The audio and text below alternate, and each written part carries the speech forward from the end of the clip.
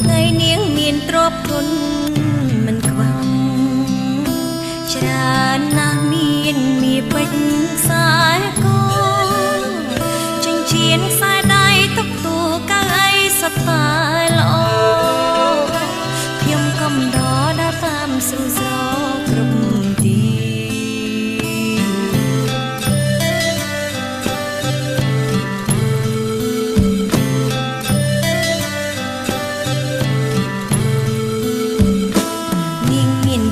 ជាកូនសេដ្ឋីអ្នកស្ដុក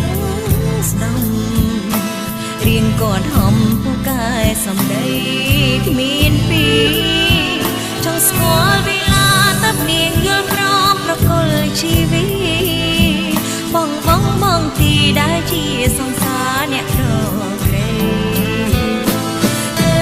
នាងសានឈឺផ្សាចោលស្នេហ